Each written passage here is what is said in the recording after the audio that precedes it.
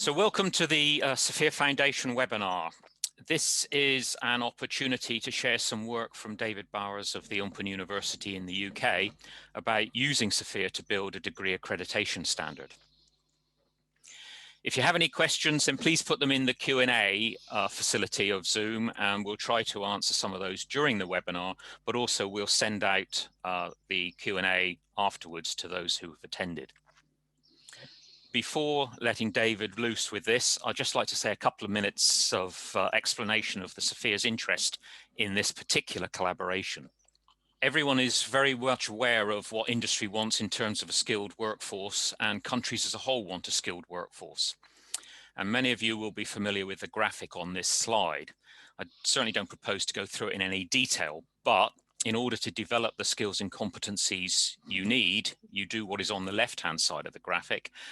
And in order to do what is on the left-hand side of the graphic, you need what is on the right-hand side. And that, of course, is SFIA.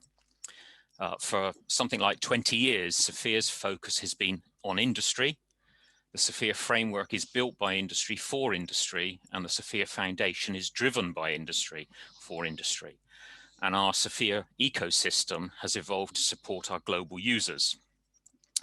So this collaboration is just one of our activities looking to address the skills gap, specifically education and employment, and of course our own wider interest in employability.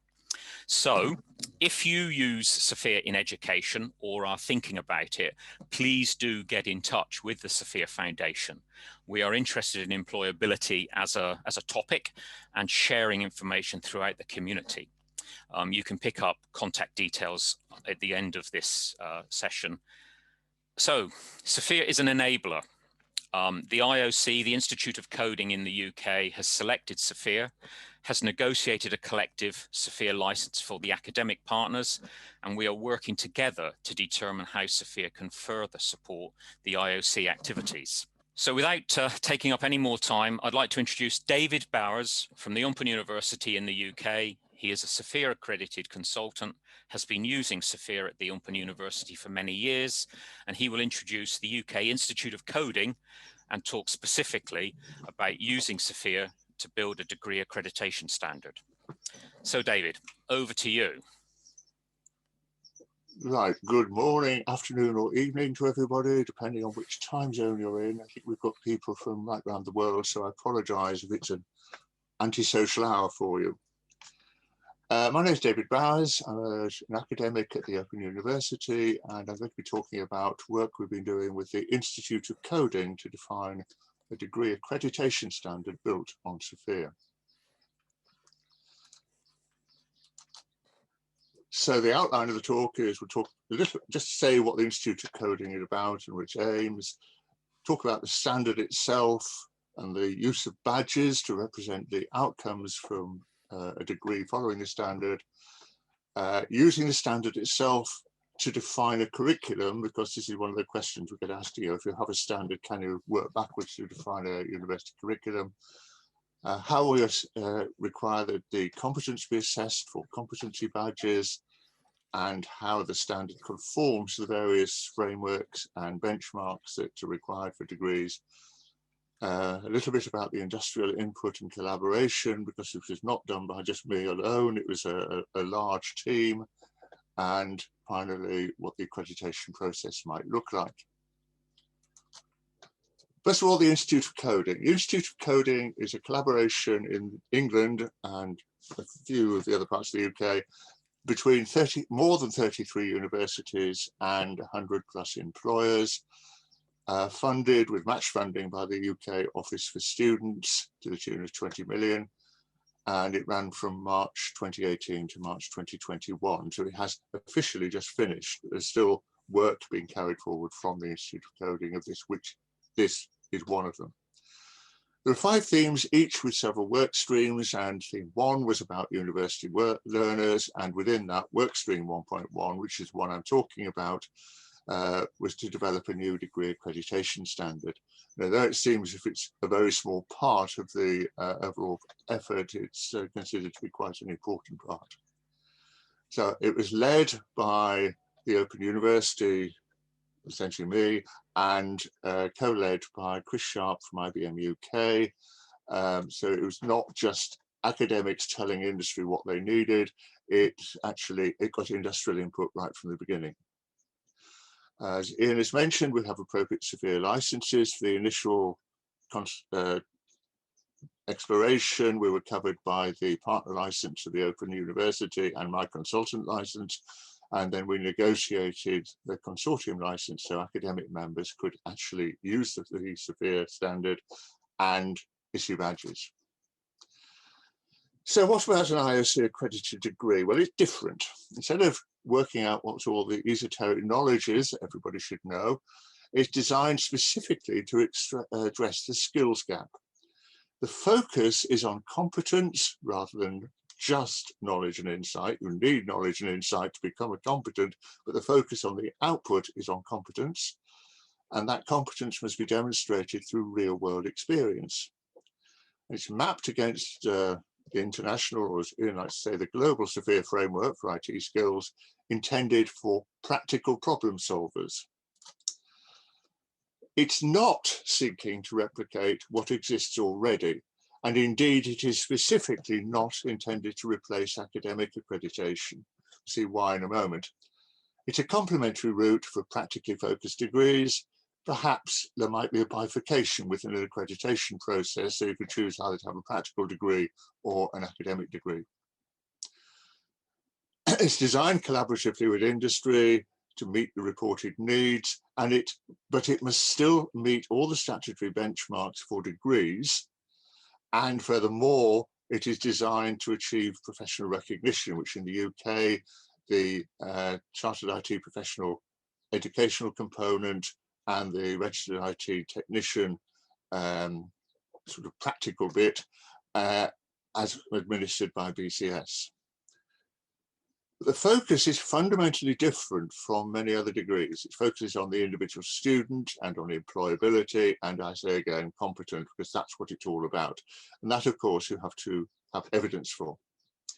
What we're aiming to do is to deliver essentially week one billability, recognizing the concerns of employers and particularly small and medium-sized employers, and seeking to avoid particularly offering industry yet another academic defined set of solutions. The motivation for all of this was a review conducted by Sir Nigel Shadbolt in 2016 of the computing accreditation. This was spurred by the perceived high rate of unemployment in computer science graduates. And it's noted right in the beginning that it's at odds with the significant demands from employers from computing and IT graduates and the need of a burgeoning digital economy.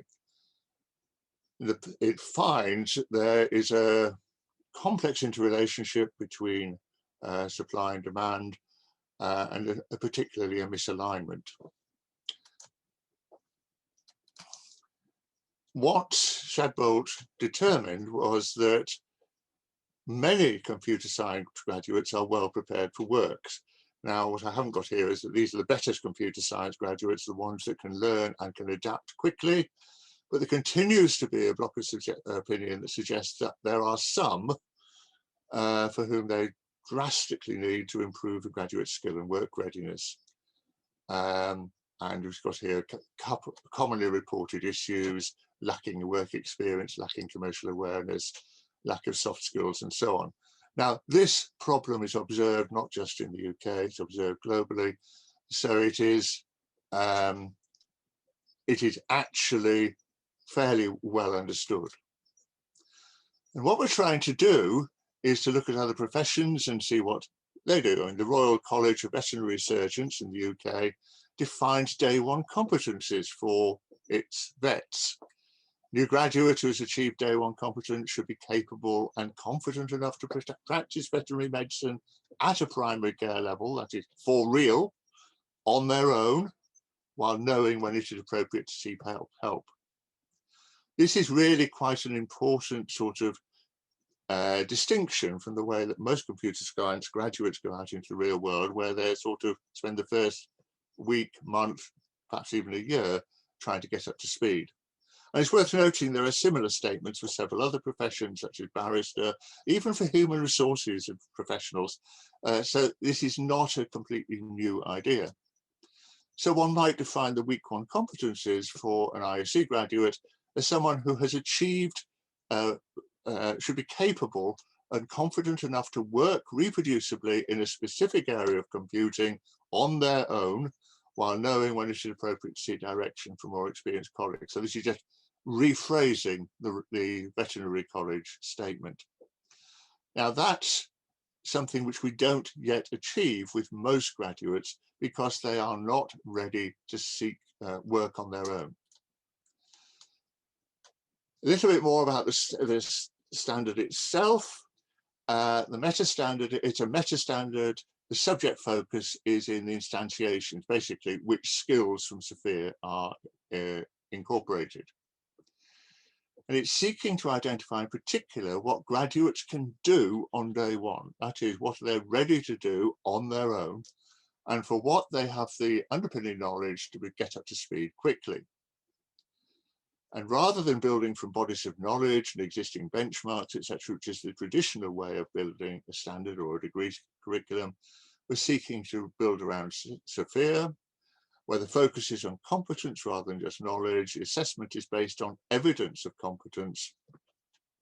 And we don't specify which skills they have to demonstrate competence in, because jobs and roles and career paths can vary enormously.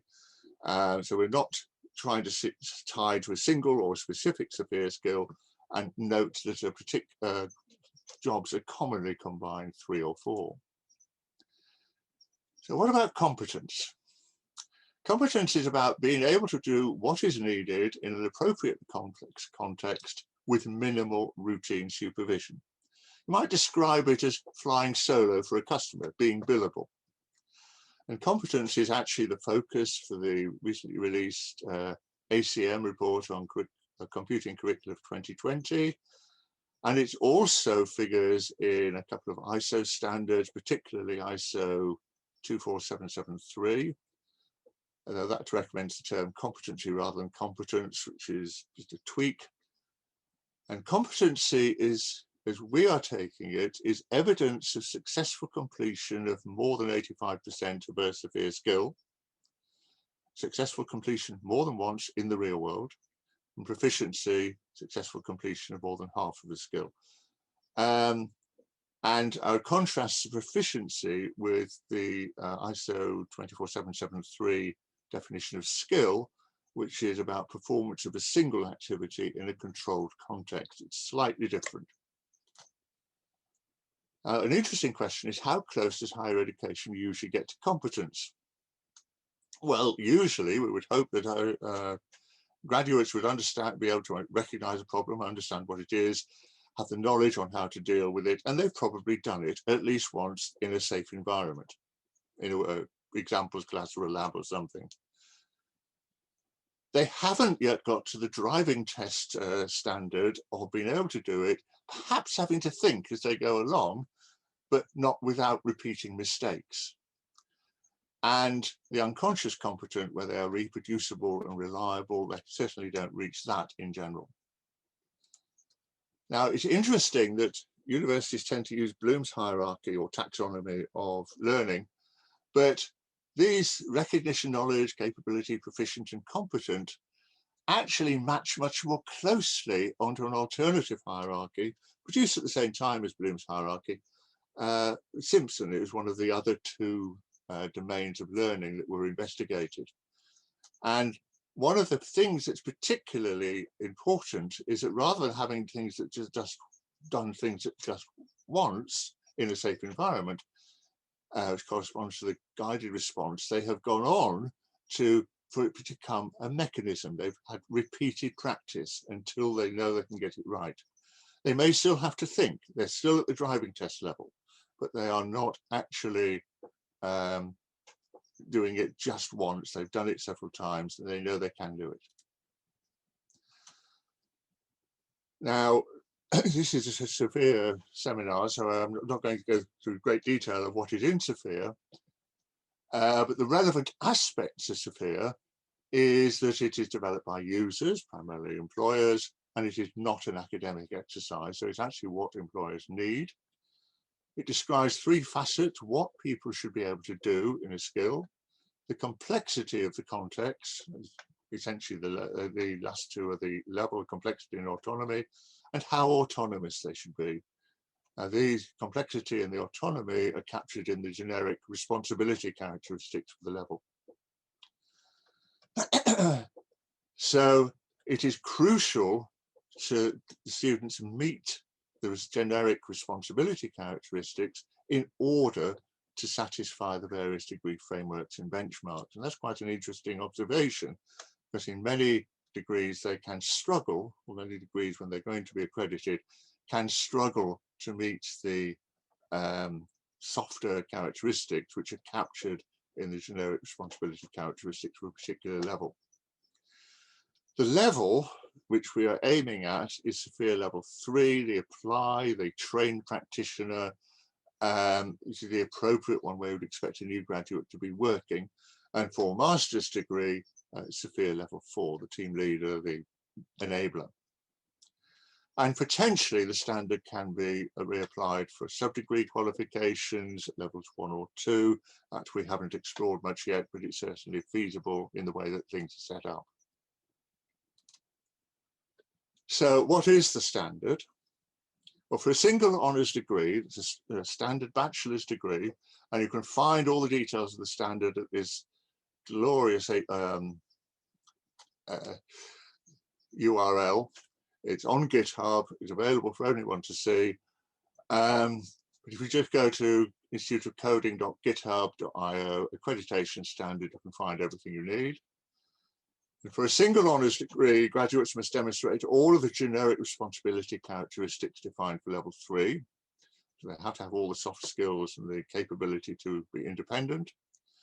They must demonstrate proficiency or competence in at least one relevant SFIA skill at level 3, and must have knowledge to underpin one SFIA skill at level 4, and at least 3 others at level 3. And then, in order to satisfy the generic framework requirements, they must also demonstrate understanding and engagement with legal, social, ethical, and professional issues, including sustainable computing, and we're trying to work out how to put the diversity and inclusion in there as well. These last two have just been the latest addition to the family of legal, social, ethical, and professional issues. And what we would hope is that the achievements will be expressed in terms of badges.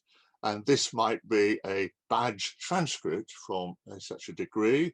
You'll see that there are badges for competence and knowledge. We've just used the 4-character abbreviations on the badges: systems integration, requirements management, release management, programming and software creation.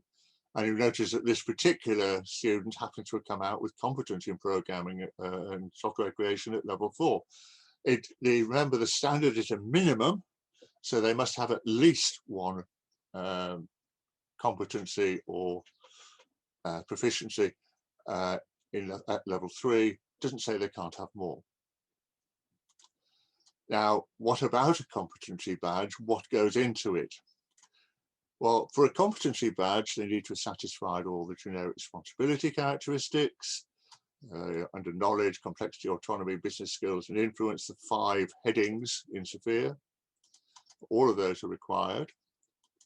They also need the knowledge and to underpin it, and the knowledge is, we don't care where it comes from. It could come from standard university lecture courses, it could come from training courses or whatever. They just need to know how to attack the various activities in the skill, and they must have applied them. So repeated application, this is the essence of Simpson's hierarchy of learning: repeated application of knowledge, so that they can actually demonstrate they could complete it successfully. And it's a combination of the knowledge itself and repeated application that gives the skill. And then, of course, there's the leadership skills and experience, team working, all of that sort of thing, autonomy, independence, and all of that has to feed in as well. There needs to be evidence of all of them. There is actually a set of the badges on this URL, which is produced by my colleagues in the Knowledge Media Institute. I've mentioned the consortium license. The initial development was covered by the Open Universities Partner license alongside my consultant license. And we negotiated a license to cover academic members of the IOC. Remember, there were 33 plus universities, and now actually grown to 36. So they can use SFIA, issue badges for knowledge, proficiency, and competency, and provide internal IOC SFIA awareness guidance. It's not clear if that license will need to persist because we're currently talking with BCS, the British Computer Society, to take on the implementation of the standard, and they have their own license which could cover things. So at that point, I'll just pause. If there are any questions, Ian, that we should try and answer now. There's a general statement which I think you've touched on, but I think it might be worth just picking up again from Liam.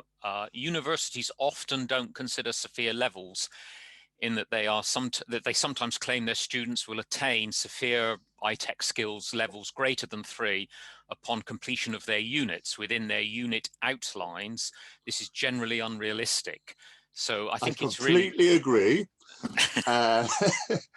It was actually one of the things that spurred me to get involved with this sort of work, because there are universities, as you say, that claim that to come and take this unit and you will attain level 5 in SFIA. No, you won't, because SFIA is about competence and experience. You may get the knowledge to underpin something, the tasks at level 5, but you won't actually have either the experience or knowledge just by doing a university module. We have to be very clear about that. And that is part of the work of the IOC, and that's part of the thing that prompted it, I think, David. Yeah, I think, absolutely. Yeah. Do we need to consider the generic skill levels too? I think you've actually effectively answered that. I think the answer to it is absolutely true. Yes, we do. Yeah. So I think we'll leave it there for those questions. We'll come back to a couple later on when you come to your next break.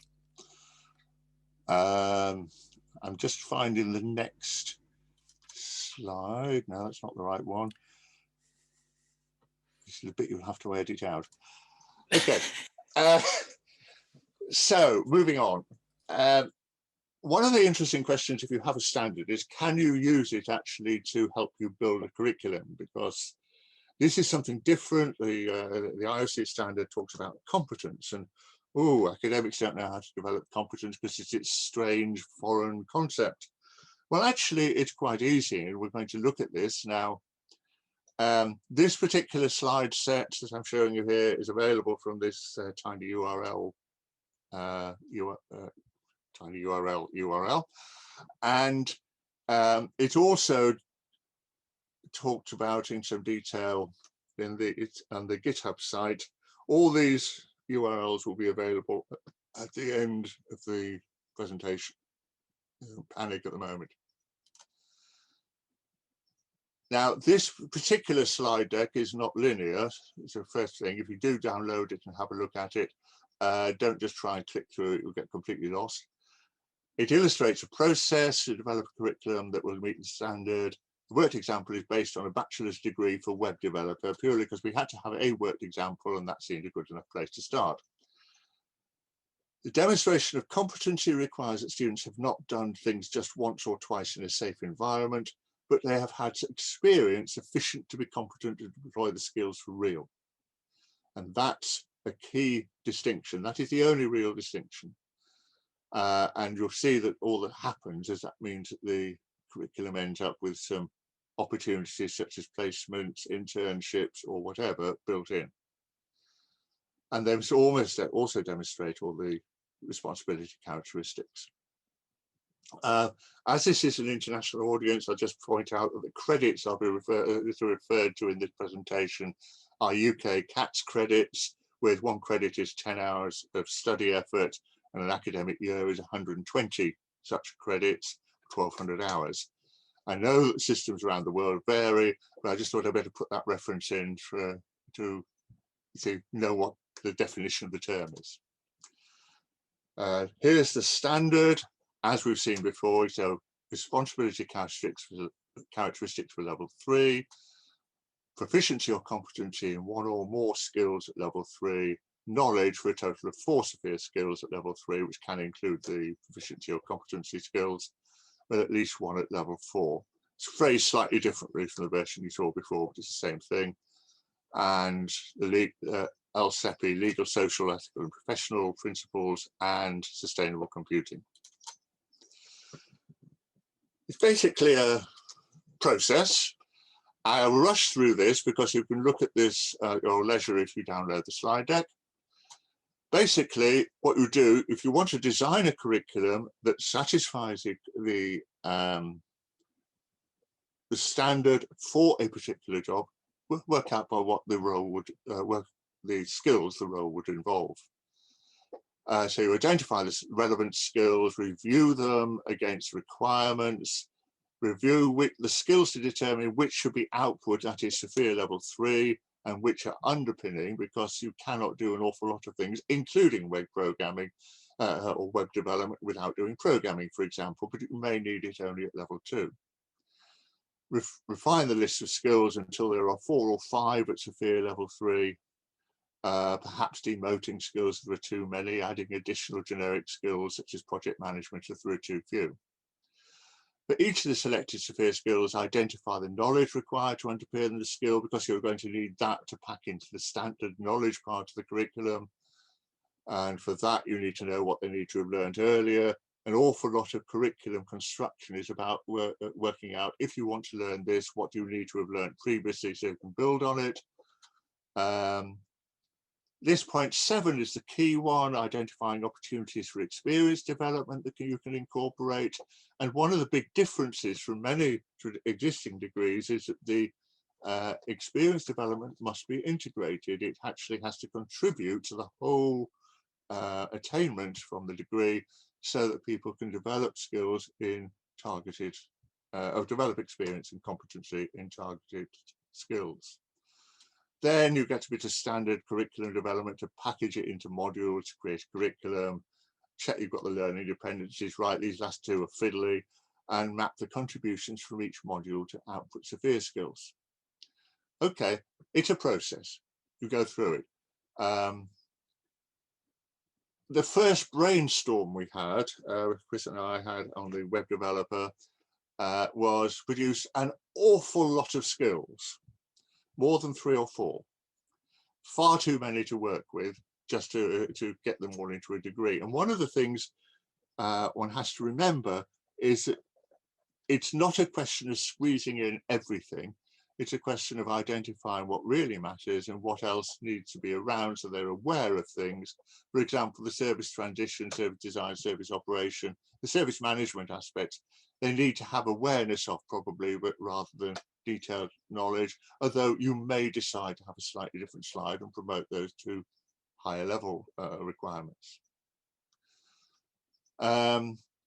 Was there anything missing? Well, interesting, the one that was missing was solution architecture, which of course is defined only from level 4 in SFIA 7, but is important web underpinning for any web developer, any cloud developer, anyone who's building anything fairly large, which is an interesting observation. Review, which should be at level 3 requirements, which are underpinning. So in fact, so you could say which are the level 3-4 target skills, which are level 2 underpinning, where do you only need awareness, and where is there just not room? And this is what we eventually came up with. So 5 skills at level 3 or 4 output targets, 5 more for underpinning, and the rest awareness only. And there were a few that were thrown out altogether.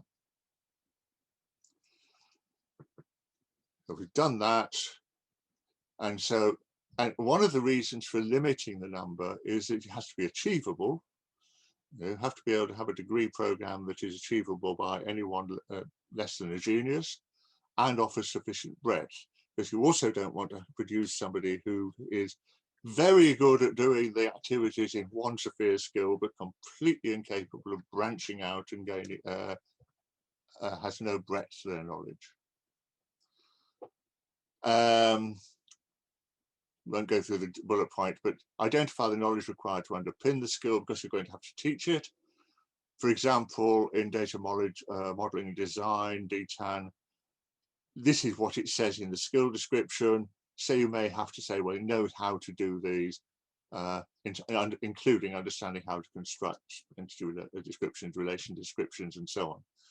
So that's just standard. You want to be able to know how to do this at the end. How do you put together the curriculum? Prior knowledge isn't quite right here for the title, but programming software development is generic, but of course it needs this for web developers, so they need to interpret that in terms of a web context. Now, the experience opportunities, as I said, is quite important. Opportunities for experience developed to incorporate into the curriculum so that they can build evidence of competence, actually gain the competence as well. And this is crucial, central to an IOC degree, and it has to be integrated into the program rather than an add-on. And you'll see that the example curriculum which we've built, this worked example, there were 2 clinic modules in which students under supervision provide website construction and development for paying local customers. This is very similar to examples in 1 or 2 universities already. Industry-sponsored and mentored group projects, another standard technique to get people doing things for real. Possibly, and in this one, summer internships between years 1 and 2 and or years 2 and 3.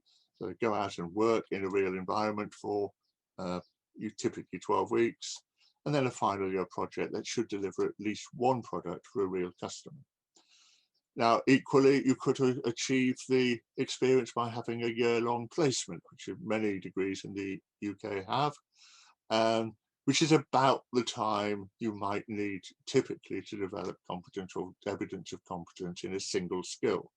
And that also came into the calculations for how many skills we expected people to be competent in. Package it into modules. A couple of comments. It may lack a little breadth compared to traditional programs, and for example, in this case, it lacks any explicit options, but the options are there in how they focus activities in their experience modules. Check dependencies and so on, and we'll look a bit more at how the modules map to SFIA skills. So this is where we ended up. 5 target modules, 5 underpinning modules, and of course leadership skills and job experience. Now, from here on, it is a good idea, if you're looking at this slide deck yourself, use the blue arrows to navigate, because you will get completely lost otherwise. This is what the web designer curriculum might look like. The blue chunks are 15 credit, that's 150 learning hours, bits of learning, apart from this one, which is twice as big, 300 hours. Here we have group projects which are involving industry. So they're industry-focused projects, industry-based projects, and they are developing not only experience of doing things for the real world, but also the leadership skills associated with team projects. I mentioned the web development clinics, and the first year it is the content, the second year presentation, the second year it is actually the programming behind it, the delivery project, which is actually producing something that really matters for a real client, and the internship. So those are the extra bits that distinguish this, if you might say, from a standard curriculum. And we can look at any one of these things. So if we look at service and project management, for example, that's the module description. All of these are based, as it happens, on real modules somewhere. This one happens to be based on an Open University module, but they're not all. And it contributes to portfolio project, program and project support, PROF. But it's not the only place that contributes to that, because this is where the theory is taught. And then there are all of these other opportunities, ranging from communication and professionals practices to the delivery project, where they might also learn that as well. And what this deck allows you to do is to go through and look at any one of the modules, and you'll see immediately that this contributes to several skills. There is not a one-to-one mapping between modules and skills. An important point to remember, you're not building a collection of modules, each of which delivers a skill. It's a standard academic incremental curriculum, which in this case contributes to several skills. And just looking at prog, where is it contributed by? And you'll see that that appears in lots of the modules, all the ones that aren't grayed out. And that's the general feature of the curriculum all the way through. I say this slide deck is available for you to play with, to get a feeling for how you might put a degree curriculum together. And if I look really hard now, I can find the other slide deck, which, no, that was this one.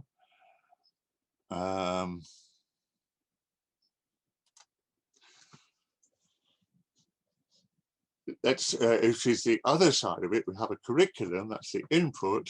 How do we then get a student to produce evidence or map their evidence in a portfolio to a particular skill?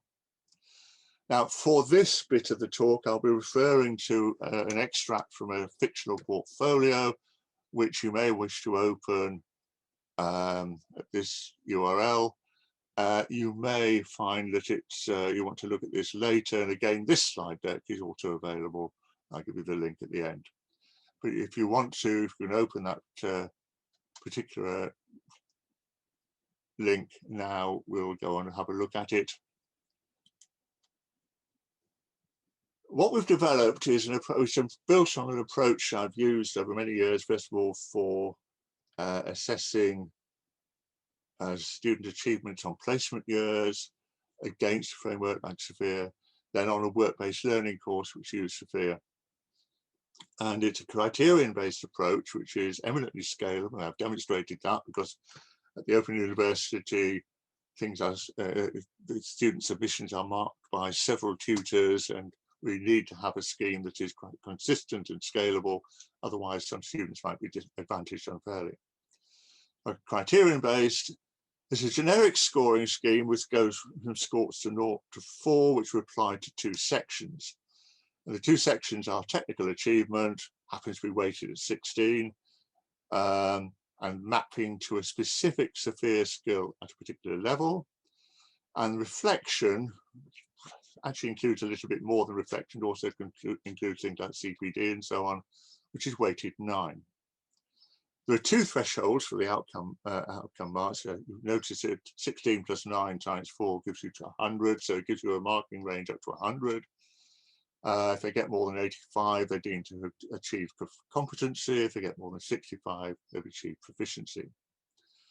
And there's a similar scheme for the generic responsibility characteristics, which is matched to the BCS, British Computer Society, RIT Tech Assessment. I won't be looking at that one in detail, but it's very similar. So for technical achievement, remember I said that it's criterion based. So we're looking for items of evidence, portfolio entries showing completion of components from a SFIA skill in a real world environment, and supervisor comments confirming the accuracy of the portfolio entries. So 2 items of evidence, and then 4 quality criteria. More than 1 portfolio entry for at least 85% of the components. And this one is a subset of it, where the threshold is 50%. Supervisor comments evaluate the achievements against their context, and portfolio entries are based on evidence rather than assertion. Experience with students, and with quite a lot of people actually, is that they're claiming they've done something. There's an enormous tendency to assert that they've done it rather than provide evidence. And we need the evidence, even if it's just, I did this 24 times this morning, and it was a lot faster than it was last week when I only managed to do 10. But that at least is some sort of evidence. The reflection actually has 3 items of evidence: ad hoc portfolio entries for achievements across the skill. So it's not just a weekly diary, it's as they happen. Identifies areas of personal development, which is important, and identifies instances of personal accountability for achievements, also important. 3 items of evidence, and the quality criteria similar. The style of portfolio entry is appropriate professional. Reflection is also based on evidence rather than assertion. So I found it, I was obviously getting better because I managed to do things more quickly. There were fewer complaints as noted on such and such dates or whatever, or fewer referrals back to do it again. Personal development claims supported by comparison of achievements across the period of experience. I went on this course and I found I could do, now I understood things better so they could do them more effectively, that sort of thing. And recognition of accountability related to potentially customer-facing achievements is also a thing. So do they realise why this really matters to the end users? And the scoring scheme then applies to both of those collections. First of all, if all the items of evidence are correct, and remember there were 2 for the achievement, 3 for the reflection, then it depends how many of the quality criteria are satisfied, and it's just simply if all of them, you get 4, 3, more than 3/4, 3, more than half, 2, and less than half, 1. It works quite well if there are only 4 criteria, but it's a fairly mechanical process. There's 1 item of evidence missing. So, for example, if there was only 1 of the items of evidence for technical achievements, perhaps there aren't any comments from the supervisor validating things, then the maximum they can get, even if all the criteria are fulfilled, which seems they couldn't actually be in that case, they can still only score 2, and 1 if there's more than half of the criteria satisfied. There's a mechanical scheme, it works quite nicely, and if they are 2 or more missing items of evidence, they don't get anything. So the approach is quite simple: review the portfolio, map the entries against components of the target skills, score for technical achievement, review the reflective entries. Typically, this may be actually provided by the students in a separate report, that doesn't matter. Score for reflection, calculate the total weighted score and compare with the thresholds for proficiency and competency. Then you have to apply the PCS scoring approach for the generic responsibility characteristics. I'm not going to look at that in detail, but it is similar. Unless they already have demonstrated competency or proficiency in a badge at the same level, as they've already demonstrated in that the generic characteristics. So looking at the extracts from this fictional placement student portfolio, target skills, data modeling and design level 3. These are the 2 components. So you can go through the portfolio. Here's one of the entries from 30th of September as it happens. This is the first bit. Then there's another one which maps against the second component of the skill. This one for the 14th of October. And that also then on the 18th of November, a third one. And you can just put them in. One of they could match against both criteria, or both components rather. And now why isn't it clicking? So then we score, well, there were portfolio entries showing completion of the components from the SFIA skill of the real world. It happens, though I didn't look at them just now, there were supervisor comments confirming the accuracy. In this particular case, there is more than 1 portfolio entry for at least 85% of the components, which means this one must also be true. Portfolio entrants, well, there is evidence in there. For example, exactly what they'd found that was insightful about the field names and so on. And the supervisor comments also evaluated the achievement against the context. that all works. They've got both items of evidence, all 4 quality criteria, so they score 4, which is the maximum. On the reflection, there are ad hoc portfolio entries. They identify areas of personal development. I didn't show you those, but there are entries in the portfolio. And it actually identifies somewhere where they suddenly panic and realize that what they're doing matters because it could affect how everyone, what they are doing. They are responsible for making sure that things happen. On the most part, the portfolio entries are appropriate professional and there is evidence for the reflection, but neither of the other 2 are true, are satisfied. The personal development, well, they did some, but they didn't show how it had affected them. If you look at that sample portfolio, and they did have the panic moment, but they weren't really recognizing their accountability. There's obviously some judgment comes in at this point, but it's relatively restricted within the scope of the criteria. This time they score 2, which means they get 4 times 16 for the technical achievement, or 64, plus 2 times 9 for reflection, which is 18, gives them a score of 82. So it exceeds the proficiency threshold 65, but falls short of competency 85. And remember, they also need to have demonstrated the generic responsibility characteristics to gain competency.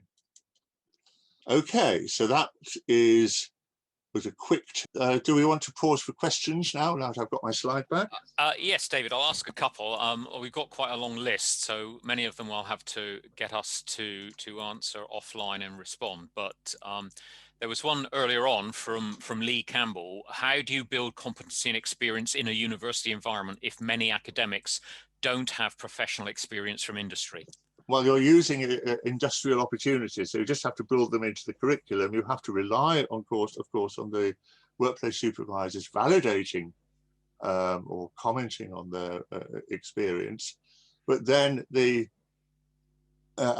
this is the real key.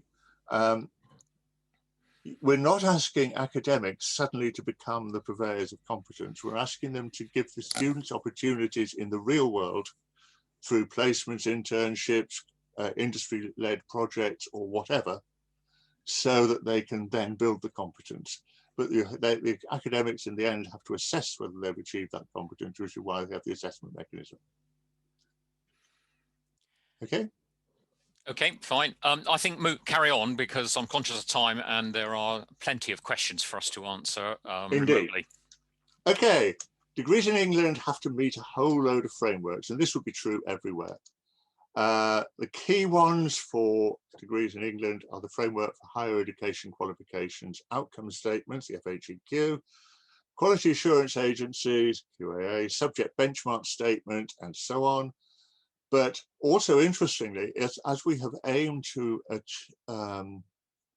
be equivalent to BCS CRTP accreditation, or at least the educational part, that indirectly means we're meeting the CERL Accord requirements because BCS is a member or signatory, and especially if the BCS themselves implement the standard. And it happens, one of the really interesting things is that the generic responsibility characteristics of the SFIA level 3 address virtually all of the generic requirements for QAA, SBS and FHEQ. And the level of responsibility characteristics also cover many of those sought for BCS CRTP accreditation. A couple of omissions, notably the legal, social and ethical and professional issues. And there's direct alignment between our IOC competence and our Tech competencies. Similar alignments from the master's standards. And basically we demonstrated this just by doing a mapping. You can't possibly read that, don't try to. But down here, I have the requirements for the Framework for Higher Education Qualifications outcomes. You'll notice that some traffic lights against them, and across here, there's the generic responsibility characteristics, and a whole load of dots showing where those, if you've met the responsibility characteristics, you have contributed to the outcome. Expanding that a little bit, the traffic lights mean that they're satisfied in full, satisfied in part, and likely to be topped up by the teaching in the unit, academic units, satisfied given appropriate technical context. And that's just because we're just looking at the generic responsibility characteristics on their own. And as soon as you put them in the context of a particular skill, that would satisfy the requirements themselves. And there are some that are not addressed, but would actually be met by standard academic teaching. We've gone through and done a systematic evaluation of these, shown where all the gaps can be addressed and how they're addressed. It's available on the GitHub site, that paper. Now, what about the importance to industry? Well, graduates hired with prior relevant experience and competence are generally able to be productive in their roles more quickly. It's exactly what we're aiming for. And if you hire graduates without that competence, it usually involves a significant amount of in-house training. And one of the things that you're looking for is to maximize the return on investment on the graduate hires. And it's not a cost that is necessarily viable for all smaller employees. You could argue that perhaps the smaller employees ought to pay for it, but that's not necessarily the situation they're in. And what we're trying to provide is a level of confidence in graduate hire that this graduate has already demonstrated relevant experience and competency in a particular role, and will therefore be a quicker return on the lower investment. And standard aims to bring our industry participation much closer to the academic education and training of a graduate, referring to the question I answered a moment ago. It has to be integrated rather than just an add-on. And that's when I've seen going around universities as a BCS accreditor, you see an awful lot of universities that have a placement year, but it's an add-on and doesn't really fit as part of the degree. This is an opportunity to bring them together more. And it formalizes the real-world work experience and demonstration of competence as a partnership between the universities and employers. Our contribution to the standard, we've had good industrial participation in the initial workshops early in 2019. The resulting proposal was reviewed, tested, refined, and picked apart by the IOC Accreditation panel with 6 industrial members ranging from IBM to a sole trader. The industrial lead, Chris Sharp, was from IBM. 6 universities, I was the academic lead, 5 other universities as well, and 3 professional members from BCS, SFIA Foundation, and so on. All the standard and supporting papers and examples are published on GitHub, instituteofcoding.github.io accreditation standard, publicly available. And the primary point about the accreditation is that it requires a program that offers opportunities for students to gain real-world experience, integrated, not supplementary. It is curriculum independent. We don't specify which skills in which the competence must be demonstrated. If we're trying to accredit a university, what we assess is the assessment of the HEI's, the university's ability to assess competence. Can they apply that scoring scheme? And therefore to award competence badges, which, if they can do that, they might be allowed to do it outside an accredited program, for example, for CPD. This actually just raises the level of abstraction for accreditation. So if we're going into the method we propose for accrediting a university, which we trialed on a few unsuspecting universities that were members of the panel, assessment of technical achievements based on a portfolio of evidence. Can they actually do it? Have the evidence they can do it properly? Can they apply something which is at least equivalent to the criterion-based mapping approach with the same sort of thresholds? And the HEI must demonstrate their approach is just equivalent. We don't care how they do it, as long as it gives equivalent same answers. And a similar process for the RIT Tech competencies. BCS is currently reviewing its accreditation process. And the point is that not all degrees will necessarily want to develop competence because there is enduring demand for good CS graduates, computer science graduates. So this is complementary rather than a replacement. But the review group is considering the incorporation of the IOC accreditation into a revised process as a means of addressing Chadbold's concerns. And it offers an approach to a different type of accreditation, primarily for degrees that focus on developing real-world experience and competence. And there may be a bifurcation or in the accreditation process if BCS adopted, or possibly a supplementary type mark. It's not clear yet. And it certainly suggests a way of moving away from curriculum-focused accreditation. The takeaways: new approach to accrediting and designing degree programs, focus on competencies rather than on purely academic knowledge and skills. It complements rather than replaces academic accreditations. It addresses employability issues head on.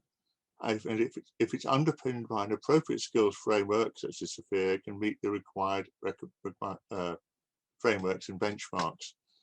Readily configurable for different levels of qualification. Now, NQF is the English National Qualifications Framework.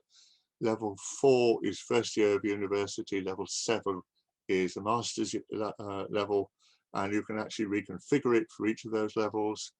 Raises the level of abstraction for accreditation, and opens the door to micro-credential or badges for CPD. We've got to questions, there's 2.5 minutes. Please note that all of these links give you the access to the slide decks and to the GitHub site. If you want to get in touch with me directly, that's my email address. I'd invite you, please, if you can find a few minutes, to complete a questionnaire at Mentimeter, www.menti.com, with this particular code. Thank you very much. Questions here? Thank you, David. There's a whole list of questions. I think we're going to keep you busy over the next day or so, writing responses to these, which we will send out. There are simply, I don't know, 50 or so questions, some of which are very, very detailed, some of which are about SFIA. The whole area of using SFIA for some form of accreditation, some form of certification, is something that the foundation is looking at the moment, and there will be more information on that coming forward. The one thing I would say again as a final point just before closing is this work has been kicked off by the Institute of Coding. We are very interested in collaborating with them to see how we can develop this to better meet the needs of handing graduates over to industry. The issue from a SFIA Foundation perspective is much bigger than just graduates. However, if you are, I'll say again, if you are using SFIA in education at present, or you're thinking about doing so, please get in touch with the SFIA Foundation, because this whole area is an area where we want to explore and share experiences throughout the community, because the whole issue of employability, not just for graduates, but the whole issue of employability is very, very important at the moment, because everybody, everywhere in the world is talking about a skills gap, and SFIA is an enabler to help address that. It's not the whole answer, but it is a component that can be used. With that, David, I think it's sensible to call the webinar to a close. I'll leave your slide up rather than my finishing one, so that people can take that. We will finish off the recording of this and post it both on our YouTube channel and a link to it from the SFIA website. We will go through the 30 or 40, however many questions there are, and write responses to those and circulate those to everyone that has attended and to the other 300 that registered. So we've had a maximum of 140, 150 people attend this, which has been excellent. And with that, I'll say goodbye and thank you very much.